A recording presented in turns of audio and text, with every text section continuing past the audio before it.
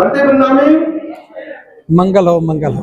अंतर जी 1000 सराहनीय बनाने का आपने जो बीड़ा उठाया है, कैसे कर पाएंगे उसको, या उसकी जो कार्यक्रम है उसकी कुछ रूपरेखा हमारे दर्शकों को बताइए। ऐसा है, हमने तो निर्णय लिया है कि हम 1000 लोगों का सामने पौजा शिविर और ध्यान साधना शिविर लगाएंगे। उसकी रूपरेखा कुछ नहीं है, लोग तैयार हैं, पूरे देश का कार्यक्रम है। दिल्ली, हरियाणा, उत्तर प्रदेश, राजस्थान, मध्य प्रदेश, गुजरात, तेलंगाना, आंध्रा, कर्नाटका, पूरे देश की भागीदारी का कार्यक्रम है। जब कोई भी कार्यक्रम पूरे देश की भागीदारी का होता है तब उसमें हमें कुछ ज्यादा सोचना नहीं पड़ता। और इस समय पूरे देश में एक वातावरण बना है, पूरे देश के लोग तैयार हैं, तो उसी को ध्यान में रखते हुए हमने यह कार्यक्रम तय किया।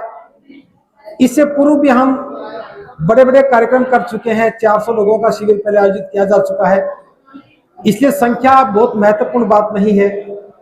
संख्या तो हमने इसलिए रखी है कि ताकि पूरे देश के ज्यादा से ज्यादा लोग इसमें भागीदार बन सकें। बस ये कहना चाहूंगा कि मंत्री जी क्या वजह है, अगर उंगलियों पे गिना जाए तो मुख्य रूप से 2 या 3 पूज्य व्यक्ति हमारे, आप हैं, राहुल जी हैं, 2-3 बनते और भी हैं जो इस तरह के कार्यक्रम कर रहे हैं, पूरे देश के अंदर जन जागृति का काम कर रहे हैं। ऐसा क्यों मंत्री जी, मतलब बाबा साहब जो भिक्खू से चाहते थे वो काम पूरा नहीं हो पा रहा। देखिए, बाबा साहब यही तो चाहते थे कि संख्या में भले ही भिक्खु कम हो लेकिन वे योग्य होना चाहिए, और उनका उद्देश्य समाज को जागृत करना, उनको दुखों से मुक्त करना होना चाहिए। अब संख्या में भले ही कम भिक्खु हैं, लेकिन जो भी भिक्खु सही दिशा में काम कर रहे हैं वे बाबा साहब के आंदोलन को ही गति देने का काम कर रहे हैं। और आप दिल्ली में रह करके देख रहे हैं, मैं पूरे देश में देख रहा हूं, इस समय बहुत सारे भिक्खु हैं जो निरंतर गतिशील हैं और लगातार देश को बौद्धमय बनाने के लिए, यह बाबा साहब की बौद्धमय भारत की परिसंकल्पना के लिए काम कर रहे हैं। मैं उन तमाम भिक्खुओं को भी साधुवाद ज्ञापित करता हूं जो इस दिशा में प्रयासरत हैं और काम कर रहे हैं। अंकल जी, एक तरफ आप लोग हैं जो संविधान को हाथ में लेकर चल रहे हैं, बाबा साहब के संविधान की बात करते हैं, बुद्ध की बात करते हैं, एक तरफ दूसरे हमारे धर्मगुरु हैं जो देश को एक विभिन्न राष्ट्र बनाने की कोशिश कर रहे हैं और ऐसे ऐसे वक्तव्य मंचों से दे रहे हैं, महिलाओं को प्लॉट तक की संज्ञाओं दे रहे हैं कि जिनके माथे पे सिंदूर नहीं है, गले में मंगलसूत्र नहीं है, वो खाली प्लॉट है, रजिस्ट्री हो गई है, कैसी कैसी बातें कर रहे हैं। देखो, जैसे लोग होते हैं उनको वैसा ही नेतृत्व मिलता है। अब महिलाओं के प्रति देश के लोगों की धारणा ठीक नहीं है, तो उन्हीं में से जो धर्मगुरु बनेंगे वो वैसी भाषा बोले जिसको लोग पसंद करेंगे। तो ये तो जनता का निर्णय होना चाहिए कि वो किस व्यक्ति को धर्मगुरु के रूप में देखते हैं।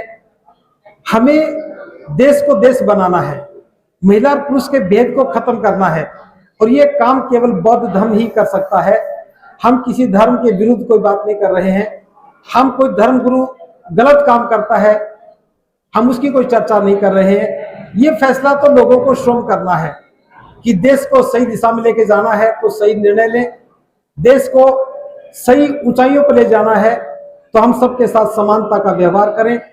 बौद्ध धर्म भारत का धर्म है, महाकारुणिक बुद्ध से शुरू हुआ और ये पूरी दुनिया का आज गौरवशाली धर्म है।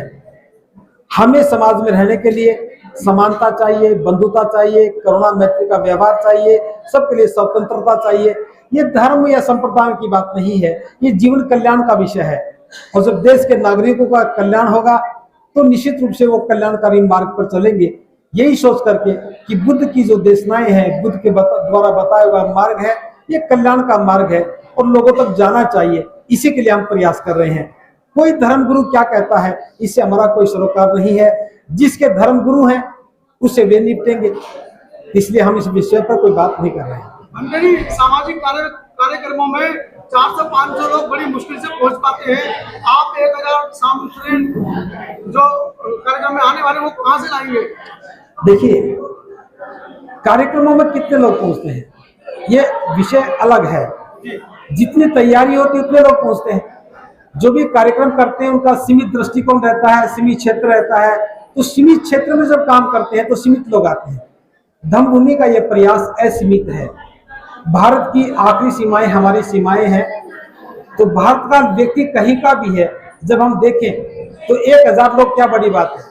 6,30,000 गांव है देश में, तो उसमें 1000 लोग कोई बड़ी बात नहीं है। तो ये तो बस आप लोगों को देख करके, कार्यकर्ताओं का हौसला देख करके हम लक्ष्य बना लेते हैं, वरना 1000 भी कोई बड़ा लक्ष्य नहीं है। इस शिविर में तो लगभग 2,500 लोग रहेंगे। एक आखिरी सवाल है कि युवा जुड़े आपके साथ, ऐसा क्यों? युवा जागरूक है, अपने जीवन को श्रेष्ठ बनाना चाहता है, व्यर्थ की बातों से अपने आप को बचाना चाहता है। जब जीवन निर्माण का विषय है, श्रेष्ठ जीवन के मार्ग पर चलने का विषय है, अपने जीवन को सुंदर बनाने का विषय है, और ये कल्पना युवाओं के मन में है, चाहत युवाओं की है, इसलिए युवा हमारे साथ खड़ा है। अब जो आदमी जिंदगी के आखिरी दौर में है, उनके मन में ये कामनाएं नहीं रहती हैं, वे ना अपने जीवन के बारे में सोचते हैं, उनको तो सुख ही सुख चाहिए। लेकिन युवा को अपना भविष्य देखना है, अपना जीवन देखना है, तो बुद्ध के धम्म में उसे वो सब नजर आ रहा है जो अभी तक बताया नहीं गया, दिखाया नहीं गया। तो मुझे अवसर मिला कि मैं नौजवानों से बात कर पाया, मुझे अवसर मिला कि मैं नौजवानों तक अपनी बात को पहुंचा पाया। इस काम के लिए बहुत सारे दिग्गज हमारे साथ लगे हैं, बहुत सारे युवा कार्यकर्ता साथ लगे हैं। उन सबके संयुक्त परिणामों का प्रयास है कि आज युवा दम की ओर आकर्षित हुआ है।